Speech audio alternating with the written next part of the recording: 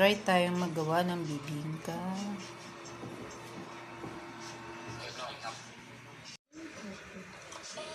Ay, umawas. Naku, umawas yung bibingka ko.